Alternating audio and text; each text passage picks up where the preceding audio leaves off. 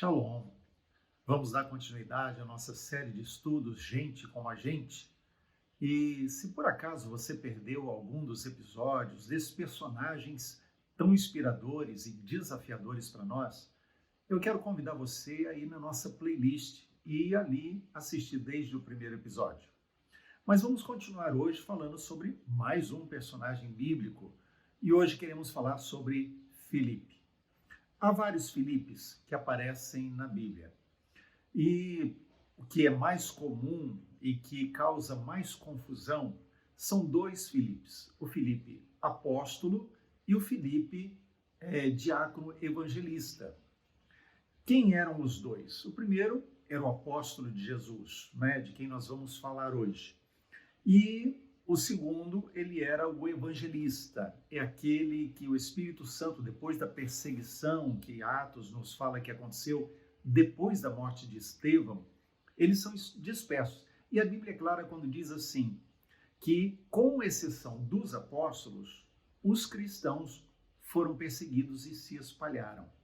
Isso quer dizer que os apóstolos ficaram em Jerusalém, enquanto outros foram para outras regiões mais distantes. E aí que nós separamos, porque se Filipe, o apóstolo, ficou em Jerusalém, então o Filipe que chegou em Samaria, capítulo 8 de Atos, é outro Filipe, porque esse é aquele que está entre os 7 que foram escolhidos no capítulo 6, e mais para frente ele vai ser citado outra vez. Então, nós temos esses dois Filipes aí, o Filipe evangelista, ele era o diácono, ele foi um grande ganhador de almas, a ponto de deixar uma cidade que estava num grande avivamento para ir evangelizar o eunuco que estava sozinho passando numa estrada no deserto. E quando a gente olha isso, só alguém apaixonado por almas, apaixonado por ganhar pessoas, atrair pessoas a Jesus, faria uma coisa dessa. Então hoje nós não vamos falar sobre o Filipe que é o diácono, o evangelista, vamos falar sobre o Filipe, o apóstolo de Jesus. Mas antes de olharmos para a vida dele, vamos orar. Pai, nós pedimos tua graça sobre nós nesse tempo de estudo e que o Senhor possa produzir em nós e para nós, a nosso favor, a revelação que nós precisamos, que os nossos olhos sejam abertos para compreendermos as verdades da tua palavra, em nome de Jesus. Amém. Muito bem, nós vamos começar lendo lá no Evangelho de João, no capítulo 1, os versos 43 a 46. No dia imediato, resolveu Jesus partir para a Galileia e encontrou a Filipe, a quem disse, segue-me. Ora, Filipe era de Betsaida, cidade de André e de Pedro. Filipe encontrou Natanael e disse-lhe, achamos aquele de quem Moisés escreveu na lei e a quem se referiram os profetas, Jesus, o Nazareno, filho de José. Perguntou-lhe Natanael, de Nazaré pode sair alguma coisa boa? Respondeu-lhe Filipe, vem e vê. Muito bem, então, quem era esse Filipe que Jesus chamou? Nós vemos já de imediato, ele era discípulo do Senhor, um dos primeiros a ser chamados por Jesus. Ele foi logo de cara um dos primeiros a ser convidado por Jesus para que o seguisse. E ele foi logo em seguida de André, que levou o seu irmão Simão Pedro. E o texto aqui nos fala que Filipe ficou tão empolgado com a descoberta que a primeira coisa que ele fez foi testemunhar. Ele deu um testemunho pessoal para Natanael. É curioso porque quando André ele é convidado por Jesus, ele vai seguir Jesus, ele vai buscar o seu irmão. Era alguém da família, alguém chegado. Mas no caso de Filipe, não, ele busca alguém que não era da sua família. Não sabemos o grau de proximidade dos dois, mas o fato é que nós sabemos que quem encontra Jesus de verdade não consegue se calar. Quem encontra Jesus de verdade quer testemunhar sobre Jesus para outras pessoas, quer sejam de perto, quer sejam de longe, quer seja da família ou não. mas o coração começa a arder e queremos então compartilhar com outros aquilo que descobrimos. E o que aconteceu aqui foi exatamente isso. O texto nos fala que Filipe, ele encontra Natanael e ele diz, olha, encontramos aquele de quem Moisés falou, aquele de quem os profetas falaram. E aí, quando o Natanael se volta para ele, mas pode vir alguma coisa boa de lá? E ele se vira e diz assim, vem e vê. Esse vem e vê seria, vem e vê, ou seria um vem e vê. Eu acredito que foi o segundo, porque ele estava tão empolgado que ele queria que Natanael viesse para conferir de verdade que aquele era o Messias prometido, que havia sido proclamado por Moisés e pelos profetas. Quando a gente olha lá em Deuteronômio capítulo 18, verso 18, a gente descobre o que estava no coração de Filipe. Porque é Moisés falando com o povo já no final da caminhada, no final da sua vida, né? Porque ele não vai entrar em Canaã. E então ele faz um longo discurso, uma longa retrospectiva com o povo hebreu. E uma das coisas que ele diz é da parte de Deus o seguinte: suscitar-lhes-ei um profeta no meio dos seus irmãos, semelhante a ti, em cuja boca porei as minhas palavras, e ele lhes falará tudo o que eu lhes ordenar. Então, de quem que ele está falando? De Jesus. Então, Filipe tinha isso no coração. Isso quer dizer que ele era um estudioso da Torá, ele conhecia os profetas, ele sabia que o Senhor havia proclamado que enviaria um Messias, e ele teve a sensibilidade de entender, de identificar que era Jesus. Agora, Filipe era gente como a gente, né? Ele era como eu e você, ele não era um super. Jesus não veio chamar super-homens, Jesus não veio chamar infalíveis. Haja vista Pedro negando, Tomé duvidando, todos eles fugindo na hora da prisão, enfim. Quando a gente olha situações assim, descobrimos que, primeiro, a Bíblia não esconde fraqueza de ninguém. Ela deixa patente que cada um desses personagens bíblicos são gente como a gente. Por isso, eu e você também podemos avançar como eles avançaram, vencer como eles venceram e aprender com os erros que eles cometeram. Então, Filipe, ele era uma pessoa comum e ele não tinha a revelação completa de tudo.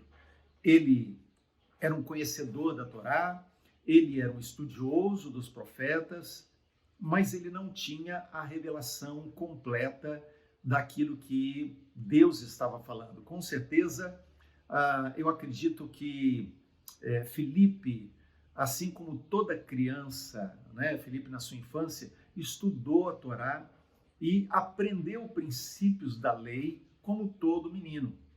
Mas a maioria acaba ficando com isso como uma teoria, como uma decoreba apenas. E o grande problema é chegarmos ao ponto que os fariseus chegaram, quando começamos a considerar que aquilo que já temos, aquilo que já conhecemos, aquilo que estudamos é uma revelação plena, completa. E não é. Nenhum de nós tem revelação completa. Filipe não tinha. Ele identifica que Jesus é aquele cumprimento das profecias, mas ao mesmo tempo ele enfrenta as suas dúvidas, como todos nós enfrentamos. A Bíblia diz que nós conhecemos em parte. E diz também que só quando vier o que é perfeito, aquilo que é em parte será aniquilado. Isso quer dizer que eu e você temos que lidar com o em parte, com aquilo que é parcial. Nenhum de nós vai ter o todo. Isso, infelizmente, afeta, a má compreensão dessa verdade afeta os relacionamentos cristãos, os relacionamentos entre igrejas, entre pastores, entre líderes em geral. Por que é que nós vemos tantas brigas, tantas divisões de igreja? Por que é que nós vemos tantos problemas de insubmissão à liderança eclesiástica? Na maioria das vezes, é porque achamos que já sabemos tudo. Às vezes é o líder que acha, eu já tenho toda a revelação, e não está disposto a ouvir e a aprender mais, a mudar o seu conhecimento, a perspectiva da sua revelação, a se abrir para que Deus abra os olhos do seu entendimento para coisas novas.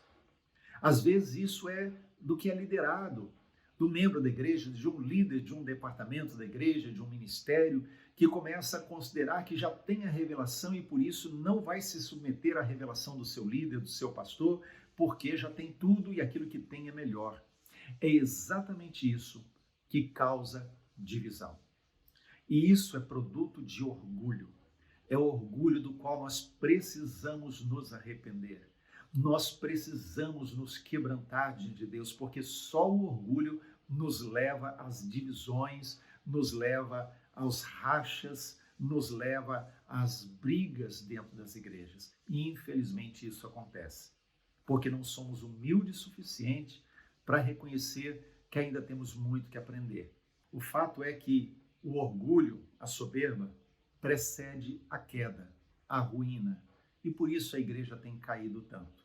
Porque tem se enchido de orgulho, tem se enchido de soberba. Lá no capítulo 6 de João, nos versos 5 a 7, nós vamos dar sequência agora na história de Filipe, entender um pouquinho mais dos acontecimentos da vida dele. Veja comigo lá no capítulo 6, versos 5 a 7. Então Jesus, erguendo os olhos e vendo que grande multidão vinha ter com ele, disse a Filipe: onde compraremos pães para lhes dar a comer? Mas dizia isto para o experimentar, porque ele bem sabia o que estava para fazer. Respondeu-lhe Filipe: não lhes bastariam 200 denários de pão para receber cada um o seu pedaço? Veja o que acontece aqui com Filipe. Esse é o mesmo Filipe que disse: achei o Messias, encontrei aquele de quem Moisés e os profetas falaram. Esse é o mesmo. E é esse Filipe que agora, de repente, eles estão diante de uma multidão e Jesus, para os experimentar, diz: olha, vamos dar de comer para essa multidão, não é bom a gente despedir eles desse jeito. E Filipe, imediatamente, ao invés de exercer a mesma fé que ele exerceu quando conheceu Jesus, ele usa o raciocínio lógico, ele usa a sua calculadora mental. E ele olha aquela multidão e ele começa a fazer os cálculos de quantos pães seriam necessários para alimentar todas aquelas pessoas. E isso só revela uma coisa: ele era gente como a gente. Então, no momento, ele estava crendo, ele dá um passo de fé, ele faz algo que é extraordinário, mas no momento seguinte, também a dúvida chega ao seu coração e talvez ele tenha se perguntado: mas o que é que Jesus está querendo? Que história é essa? Né? Como fazer isso? Né? Como nós vamos poder comprar pães para essas pessoas e alimentar toda essa multidão? E aí ele começa a fazer cálculos de quanto dinheiro seria necessário, onde comprar, a logística toda de transporte e como fazer para entregar esse pão para eles. Então, assim como nós, Filipe ainda estava descobrindo, ele ainda estava recebendo revelação, ele ainda estava ampliando a sua descoberta. E isso é o que acontece em toda a nossa vida. Nenhum de nós vai chegar no momento e dizer: já sei, já conheço, isso aí eu não preciso aprender mais. Eu me lembro em alguns momentos, e particularmente um, em que eu fui participar de uma série de palestras de um pastor já bastante idoso, mas com um certo nome. Ele era conhecido, famoso no meio evangélico, e ele foi dar aquelas palestras dentro de um tema que eu costumava falar sempre. E quando eu vi qual era o tema, a primeira reação minha foi assim: essa matéria eu já sei, mas eu vou. Eu vou porque ele tem muita experiência, com certeza ele tem muito que ensinar. Então me assentei naquele auditório e participei da palestra. Muita coisa que ele falou eram coisas que eu também já falava. Mas em determinado momento, ele falou de um texto bíblico e ele falou algo e projetou aquilo na parede no momento da exposição da sua aula, e aquilo mexeu comigo. e eu não consegui mais desviar a minha mente daquela revelação que veio naquele momento. Eu voltei em casa, peguei a Bíblia e fui para aquele texto e comecei a meditar e aquilo se transformou numa revelação bíblica para o meu espírito. Então, veja, eu poderia ter olhado e dito, ele já está em fim de carreira, ou então, o que ele vai ensinar eu já sei, eu também ensino. Eu teria deixado de receber uma revelação. Então, precisamos ter o coração aberto, porque a todo momento nós estamos aprendendo. Filipe continuava aprendendo. Filipe continuava avançando no processo de descobrir as coisas de Deus. Aí nós chegamos num outro episódio muito interessante, já lá no capítulo 12 de João, os versos 20 a 23, que a gente lê assim: Ora, entre os que subiram para adorar durante a festa, havia alguns gregos. Estes, pois, se dirigiram a Filipe, que era de Betsaida da Galileia, e lhe rogaram: Senhor, queremos ver Jesus. Filipe foi dizê-lo a André, e André e Filipe o comunicaram a Jesus. Respondeu-lhes Jesus: É chegada a hora de ser glorificado o Filho.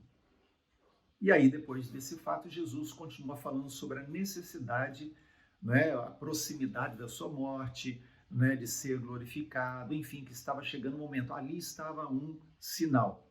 Por isso que é nesse contexto, lá no verso 24, que ele vai dizer: em verdade, vos digo, se o grão de trigo caindo em terra não morrer, fica ele só, mas se morrer, dá muito fruto. Então é nesse contexto, Jesus está falando da sua morte.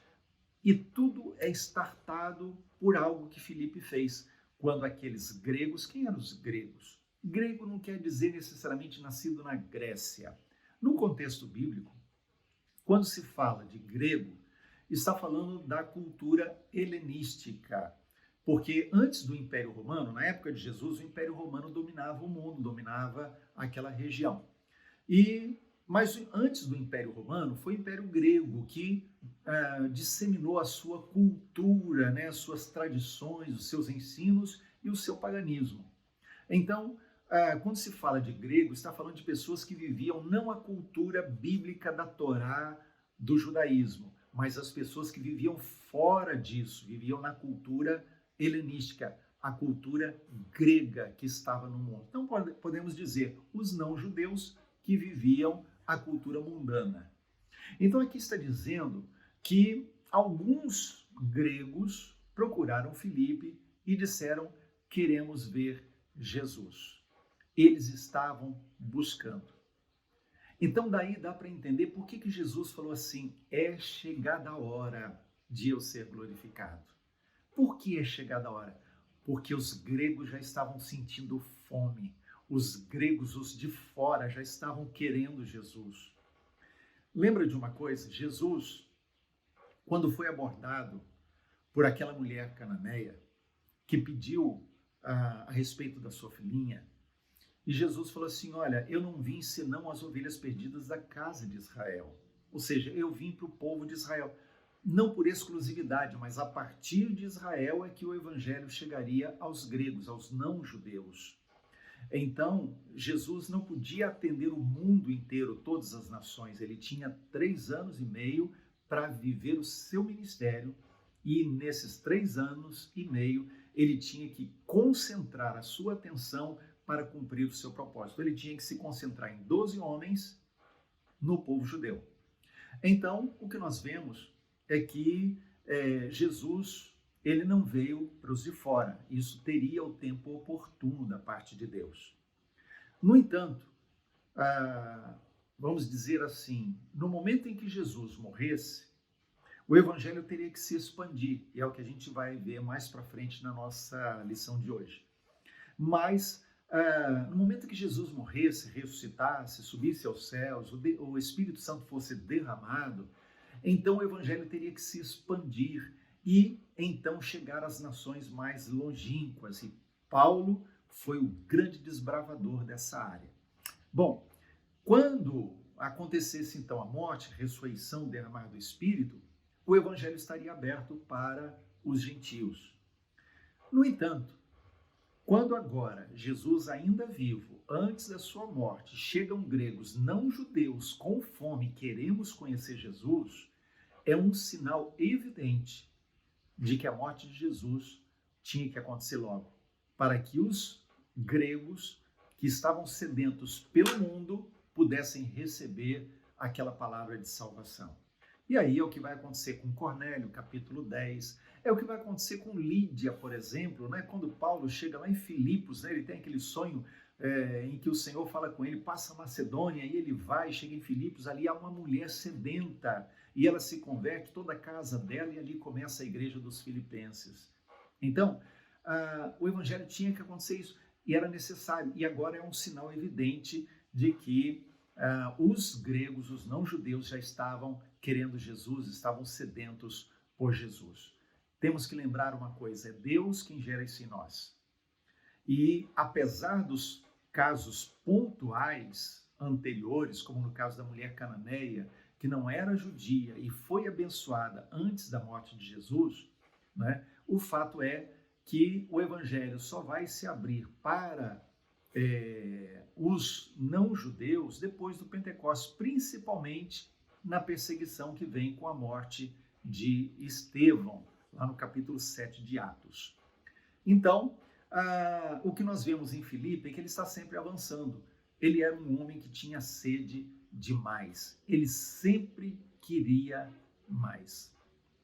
E é isso que precisa destacar a nossa vida. Sede por mais de Deus. Fome por mais de Deus. Querer mais, estarmos entusiasmados por Jesus todos os dias. Então, quando nós avançamos na história de Filipe, nós vamos encontrá-lo novamente lá na última ceia. E lá em João capítulo 13, Jesus está do 13 em diante, né? Porque aí são vários capítulos seguidos de acontecimentos, oração, instruções de Jesus dentro do contexto da última refeição, da última ceia. Mas encontramos Filipe junto com os outros ali naquele momento da refeição final com Jesus antes do Getsêmani. E é quando Jesus lava os pés dos seus discípulos, ele anuncia que era necessário ir, que ele tinha que morrer, que ele tinha que ir embora, e os discípulos não poderiam segui-lo naquele momento.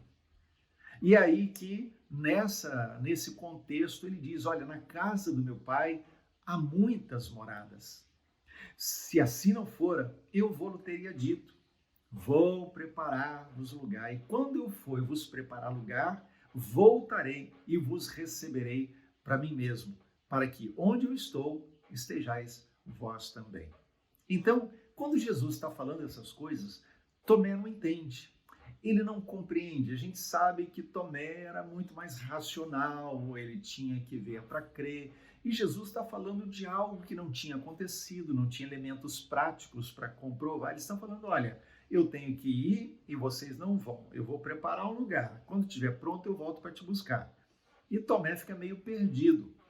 E aí é que entra Filipe, lá no capítulo 14 de João, nos versos 8 e 9, veja só. Replicou-lhe Filipe, Senhor, mostra-nos o Pai, e isso nos basta. Disse-lhe Jesus, Filipe, há tanto tempo estou convosco e não me tens conhecido? Quem me vê a mim, vê o Pai. Como dizes tu, mostra-nos o Pai? Então Filipe, ele está ouvindo Jesus falar sobre ir para estar com o Pai. E de repente ele se volta e fala assim, Senhor, mostra-nos o Pai, e isso basta, isso é suficiente, isso é mais do que nós podemos esperar. O que isso revela? Primeira coisa, que Filipe tinha muita fome de Deus. Agora, precisamos lembrar, e isso é a segunda coisa, precisamos lembrar que para o judeu comum, e vamos lembrar, os discípulos ainda não tinham o Espírito Santo habitando neles. Então, eles eram judeus comuns, estavam andando com Jesus, mas eram judeus comuns, acostumados, criados, educados no judaísmo. Para o judeu comum, Deus é aquele Deus único, santíssimo, distante, jamais conhecido, diante de quem ninguém pode se aproximar, ninguém pode ver a Deus. É aquele que inspira medo, é aquele Deus dos trovões, dos relâmpagos, que o povo hebreu disse: Moisés, só de você o monte fala com Deus, depois vem e fala com a gente que nós estamos morrendo de medo. Então, para o judeu comum, Deus era isso. Ele era o Deus Criador, o Deus Todo-Poderoso, o Deus deles, mas também era o Deus distante, o Santíssimo, cujo nome não poderia ser pronunciado. Então, quando Filipe se volta para Jesus e diz assim: Senhor, mostra-nos o Pai, e isso nos basta, está mostrando o que é que estava no coração de Filipe. O que é que ele estava pensando, o que é que ele estava sentindo naquele momento. Ele tinha fome de Deus. Ele queria esse Deus que para a maioria dos judeus era um Deus distante, mas ele diz: me mostra esse Deus, eu quero conhecer esse Deus. E aí Jesus o surpreende, porque é o que ele está sempre fazendo, mas ele traz para nós uma revelação extraordinária. Jesus se volta para ele e diz assim: quem me vê a mim, vê ao Pai. É como se ele estivesse dizendo assim: Filipe, você quer conhecer Deus? Eu estou aqui. Exatamente isso. Filipe, você quer conhecer esse Deus distante, esse Deus glorioso, esse Deus poderoso? Você quer conhecer esse Deus dos judeus? Eu estou aqui. Quem me vê a mim, vê também o Pai. Você quer conhecer a Deus? Você quer de verdade conhecer Deus? Então você precisa conhecer Jesus. Quem me vê a mim, vê ao Pai. Há seitas por aí, uma em particular, que diz: olha, Jesus não é Deus, Jesus é uma criação, Jesus foi a primeira das criaturas que Deus criou, então ele é salvador porque Deus salva através dele, mas ele mesmo não é Deus. E fala a respeito disso. No entanto, Jesus está falando: quem me vê, vê ao Pai. Em outro texto ele diz: eu e o Pai somos um. A palavra é unidade.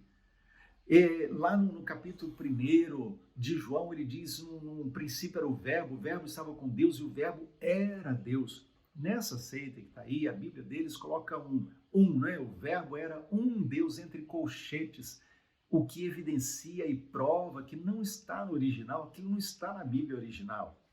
Foi acrescentado para tentar dizer que Jesus é um Deus menor. Mas lá em 1 João capítulo 5, verso 20, nos diz: também sabemos que o Filho de Deus é vindo e nos tem dado entendimento para reconhecermos o verdadeiro. E nós estamos no verdadeiro, em seu Filho Jesus Cristo. Presta atenção nisso. Em seu Filho Jesus Cristo. Este, Jesus, este é o verdadeiro Deus e a vida eterna. Então, 1 João 5,20 não deixa uma dúvida sequer. Este Jesus é o verdadeiro Deus. É isso que Jesus está falando para Filipe. Ele está dizendo: Filipe, quem me vê a mim, vê o Pai. Filipe, você quer ver o Pai? Olhe para mim. Você quer conhecer Deus? Conheça a mim. Então, é esse Filipe descobridor. Eu acho que talvez, se pudéssemos dar um título para Filipe, seria esse: Filipe, o descobridor. Ele estava sempre descobrindo. É diferente de Pedro, por exemplo, que era aquele que jogava as coisas. Jogava as iscas, jogava o verde para tentar colher maduro, né? Dava as respostas apressadas. Filipe não. Ele estava com fome, com sede. Ele estava indo atrás. Ele queria conhecer, ele queria saber mais. Esse é o Filipe que serve de exemplo para mim e para você. Um homem que tinha falhas, teve as suas dúvidas, seus momentos de dúvida. Eu acredito, pela descrição bíblica, que ele estava entre aqueles que fugiram quando Jesus foi preso. Então ele teve o seu momento de covardia também. Agora, esse é o Filipe que foi descobrindo e, cheio do Espírito Santo, experimentou uma vida gloriosa. Diz a tradição, e quando eu falo tradição aqui, eu estou falando de registros históricos, registros, não a Bíblia, mas outros registros que mencionam o mesmo Filipe. Por isso a gente fala da tradição histórica. Ele desenvolveu grande parte do seu ministério pregando na Ásia Menor. Ele foi atuante, bastante atuante, na região da Frígia, na atual Turquia, né? E Hierápolis era a sua base, ou teria sido a sua base. E segundo a tradição, foi nessa cidade que Filipe foi martirizado. Ele sofreu um terrível martírio. Ele possivelmente, porque é a tradição, né? Possivelmente é o que dizem os relatos históricos, Filipe foi crucificado e apedrejado e então sepultado. É esse Filipe que morre desse jeito. O Filipe que está sempre crescendo e que chegou ao ponto de conhecer tanto o Pai e conhecer o Filho Jesus, que foi capaz de arriscar a vida por causa de Jesus. Pagou com a própria vida, mas como os outros discípulos, não tinha sua vida por preciosa, contanto que cumprisse a carreira que lhe foi proposta. Então, eu quero dizer para você que a vida de Filipe nos inspire. Inspire a você, inspire a mim a continuar buscando, a considerar que o maior alvo da nossa vida é Jesus. Não é a nossa carreira, não são os bens que podemos ter, nem o legado que vamos deixar para os nossos filhos e netos, mas a mais importante causa da nossa vida é Jesus. Então precisamos ter o exemplo de Filipe, alguém que estava sempre avançando, que não tinha toda a revelação, que caminhava de acordo com o grau de revelação que já possuía. E dentro da revelação que possuía, ainda considerava, tem mais, e eu quero mais. Que você também possa ser assim. Todos os dias está dizendo, eu já recebi bastante, mas eu sei que tem mais, e eu quero mais.